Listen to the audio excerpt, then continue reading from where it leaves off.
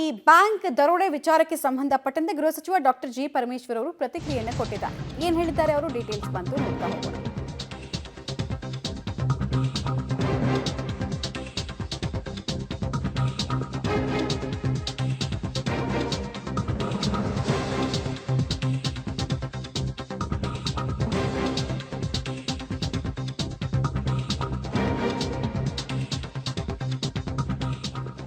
Bank robbery ಮೊದಲೇ ಆಗೋದು ಗೊತ್ತಿದ್ರೆ ಅದನ್ನು ತಡಿತೀವಿ. ಬೀದರ್ನಲ್ಲಿ ನಡೆದ ದರೋಡೆ ಟೈಮ್ನಲ್ಲಿ ಸೆಕ್ಯೂರಿಟಿ ಇರಲಿಲ್ಲ. ಬ್ಯಾಂಕ್ನವರು ಎಚ್ಚರಿಕೆಯನ್ನು ವಹಿಸ್ಕೊಳ್ಬೇಕಾಗಿತ್ತು. ಸಮಯ ಬಂದಾಗ ಅಂಕಿ ಅಂಶ ಈ ವಿಚಾರಕ್ಕೆ ಸಂಬಂಧಪಟ್ಟಂತೆ ಬಿಜೆಪಿ ಅವಧಿಯಲ್ಲಿ ಎಷ್ಟು ರಾಬರಿ ಆಗಿದೆ ಅನ್ನೋಂತ ಕೂಡ ರಿಲೀಸ್ ಮಾಡ್ತೀನಿ ಅಂತ ಹೇಳ್ತಾ ಇದ್ದಾರೆ. ಮತ್ತೆ ಇಷ್ಟಕ್ಕೆಲ್ಲ ನೀವು ಕಾನೂನು ಸುವ್ಯವಸ್ಥೆ ಹಾಳಾಗಿದೆ ಅಂತ ಅಂದ್ರೆ ತಪ್ಪು ಅನ್ನೋದು ಗೃಹ ಸಚಿವ ಡಾಕ್ಟರ್ ಜಿ ಪರಮೇಶ್ವರ್ ಅವರ ಸ್ಟೇಟ್ಮೆಂಟ್. ಮರ್ಡರ್ಗಳಾಗಿ ಆಗ್ತದೆ, ಬ್ಯಾಂಕ್ ದರೋಡೆ ಆಗ್ತದೆ, ಇವೆಲ್ಲ ಆಗೋದನ್ನು ನಾವು ಮೊದಲೇ ನಮಗೆ ಗೊತ್ತಾಗ್ಬಿಟ್ರೆ ಅದನ್ನು ಆಗಕ್ಕೆ ಬಿಡೋದಿಲ್ಲ. ಆದರೆ ಇದು ಆಗುವಂಥ ಸಂದರ್ಭದಲ್ಲಿ ಅಲ್ಲಿ ಲ್ಯಾಪ್ಸಸ್ಗಳೇನಿರುತ್ತೆ ಅದನ್ನು ಕೂಡ ನಾವು ಗಮನಿಸಬೇಕಾಗ್ತದೆ. ಈಗ ನೋಡಿ, ಅವರು ಬೀದರ್ನಲ್ಲಿ ಆ ಬ್ಯಾಂಕಿಗೆ ಹಣ ATMಗೆ ಹಾಕುವಾಗ ಅದು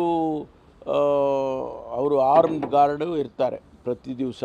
ಅವತ್ತು ಆರ್ಮ್ಡ್ ಗಾರ್ಡ್ ಇಲ್ಲ. ಇವರು ಎಚ್ಚರಿಕೆ ವಹಿಸ್ಕೋಬೇಕಾಗಿತ್ತು. ಅದು ಆ ರೀತಿ ಆಗಿದೆ. ಬ್ಯಾಂಕ್ ದರೋಡೆ ಆಗಿದೆ ಅಂತ ಹೇಳಿದರೆ ಬ್ಯಾಂಕ್ ದರೋಡೆ ಆಗುವಾಗ ಅಲ್ಲಿ ಸೆಕ್ಯೂರಿಟಿ ಗಾರ್ಡೇ ಇರಲಿಕ್ಕಿಲ್ಲ. ಈ ರೀತಿ ಎಲ್ಲ ಲ್ಯಾಪ್ಸಸ್ಗಳಿರುತ್ತೆ. ಎಂತೆಂಥ ಮಾತುಗಳನ್ನು ಆಡ್ಬಿಡ್ತಾರೆ ರಾಜಕಾರಣಿಗಳು. ತಮ್ಮದೇನು ತಪ್ಪಿಲ್ಲ ಅಂತ ಒಂದು ಕ್ಲೀನ್ ಚಿಟ್ ಅನ್ನು ತಾವೇ ತಗೊಳ್ಬೇಕಾದ್ರೆ ಏನೇನು ಹೇಳ್ತಾರೆ.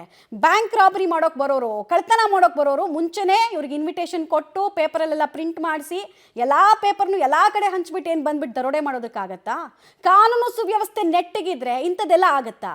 ಹಿಂದೆ UPನಲ್ಲಿ ಹಿಂಗೆ ಆಗ್ತಾ ಇತ್ತು. ಇವಾಗ ಹೆಂಗಿದೆ ಅಲ್ಲಿ ಲಾ ಆ್ಯಂಡ್ ಆರ್ಡರ್ನ ಇಲಾಖೆನ ನಿಭಾಯಿಸೋರಿಗೆ ಒಂದು ಸ್ವಲ್ಪ ಗತ್ತು ಮತ್ತು ಇಲಾಖೆ ಬಗ್ಗೆ ಒಂದು ಹಿಡಿತಾ ಇದ್ರೆ ಇದೆಲ್ಲ ಆಗಲ್ಲ. ಮತ್ತು ಪೊಲೀಸರ ಬಗ್ಗೆ ಈ ಆಂಟಿ ಸೋಷಿಯಲ್ ಆಕ್ಟಿವಿಟೀಸ್ ಮಾಡೋರಿಗೆ ಭಯ ಇದ್ರೆ ಇಂಥ ಕೃತ್ಯಗಳೆಲ್ಲ ಆಗಲ್ಲ. ಕಾನೂನು ಸುವ್ಯವಸ್ಥೆ ಹಾಳಾಗಿದೆ ಅನ್ನೋದ್ರೆ ಎರಡು ಮಾತಿಲ್ಲ. ಹೋಗ್ಬಿಟ್ಟು ಸಾರ್ವಜನಿಕರು 4 ಜನ ಕೇಳಿ, ಯಾರೋ ಮೀಡಿಯಾದವ್ರು 4 ಜನ ಹೇಳ್ತಿರೋದಲ್ಲ. ಇದನ್ನ ಹೋಗ್ಬಿಟ್ಟು ನೀವೇ ಒಂದು ಗಸ್ತಿನಲ್ಲಿ ಸಾರ್ವಜನಿಕರ ಹತ್ರ ಹೋಗಿ ಕೇಳಿ, ನಮ್ಮ ರಾಜ್ಯದಲ್ಲಿ ಕಾನೂನು ಸುವ್ಯವಸ್ಥೆ ಹೆಂಗಿದೆ ಅಂತ ಉತ್ತರ ಬರುತ್ತೆ ನಿಮಗೆ. ಉತ್ತರ ಬರುತ್ತೆ. ಆದರೆ ಉತ್ತರವನ್ನ ನೀವು ರಿಸೀವ್ ಮಾಡ್ಕೊಳ್ಳೋದಕ್ಕಾಗತ್ತಾ, ಧೈರ್ಯ ಇದೆಯಾ ಅನ್ನೋದನ್ನ ಕೆಲ ಸಚಿವರು ನೋಡ್ಕೊಳ್ಬೇಕು.